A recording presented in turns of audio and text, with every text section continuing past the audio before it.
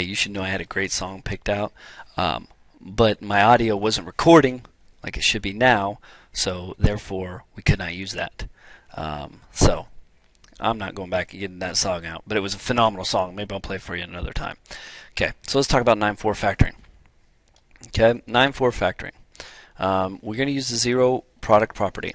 Okay, zero product property tells us that if I take two numbers, two quantities, whatever, multiply them together, they equal 0, then one of them has to be 0.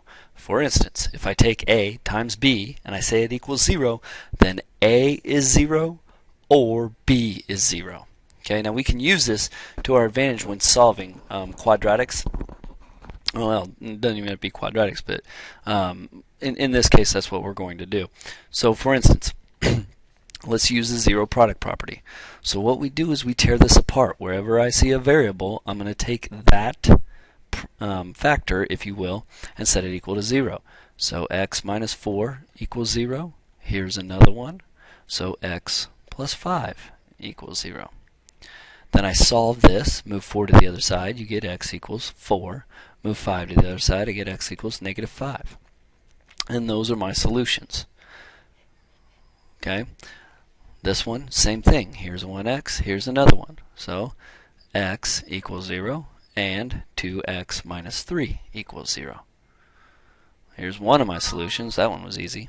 The other one, move the 3 to the other side and divide by 2. X equals 3 halves. There's my two solutions. Okay? So let's take this a step further. Okay, let's bring back something from chapter 8 that I know you all loved. Factoring. Okay? So, we're still got a quadratic. We're dealing with x squared. Alright, now we need to factor this.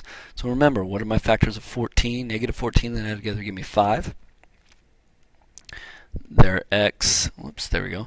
They're x plus 7, x minus 2 equals 0. Okay, so x equals negative 7 and x equals 2. There's one of my solutions, and there's the other one. And if you'll notice again, I just took them individually. X plus 7 equals 0. So what makes this equal to 0? X has to be negative 7. Alright? Number 4 over here. Let's factor it. What are the factors of 8 that add together to give me 6? Think about it.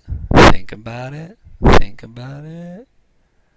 X plus 4, x plus 2 equals 0. So again, now I just ask, what makes this one over here 0? Okay, what makes this one 0? Okay, this one would be x has to equal negative 4. This one has to be x equals negative 2. These are my two answers. Alright, this one's not yet set equal to 0. Well, the first thing we got to do if we're going to use the zero product property is set it equal to 0. So 2x squared minus 6x equals 0. I just subtracted 6x from both sides, moved it over. Now, any type of factoring we can do here, hopefully you see that there is a greatest common factor, and we can factor out a 2x, and we're left with x minus 3 on the inside equals 0. And now 2x equals 0 and x minus 3 equals 0. So x equals 0. Pretty easy. Divide by 2 on both sides. Here's one of my answers. And down here, x equals 3. Here's another one of my answers. Okay? This one, AC method. I got an A here, so we have to use AC method. 3 times negative 14 is negative 42. My factors of negative 42 that are going to add together and give me 1. Well, that's going to be 3q squared plus 7q minus 6q minus 14.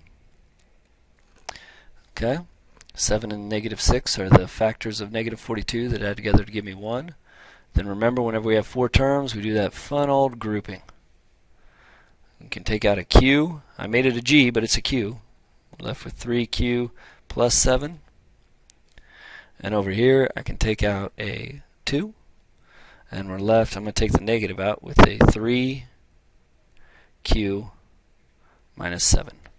We have the same thing on the inside, which is exactly what we want. So my answers are q minus 2 and 3q plus 7. Now, set them equal to 0, and q equals 2, and q equals negative 7/3. All right? There's my answers. Okay, last thing. Some simple ones. Again, kind of those special cases. Oh, there goes the bell. I got to finish this up. Kind of those special cases. Remember, difference of two squares. So we get 4w minus 5 and 4w plus 5. Set them equal to 0. And we're going to get, for this one, w equals 5/4. And for this one, just the opposite. W equals negative 5/4. Okay. This one we got 4 terms. So again, we're going to remember 4 terms. We always do grouping. Factor out the greatest common factor. X squared, x minus 3. Over here we can take out a negative 4, which leaves us with x minus 3. And again, we want the same thing on the inside. We have the same thing.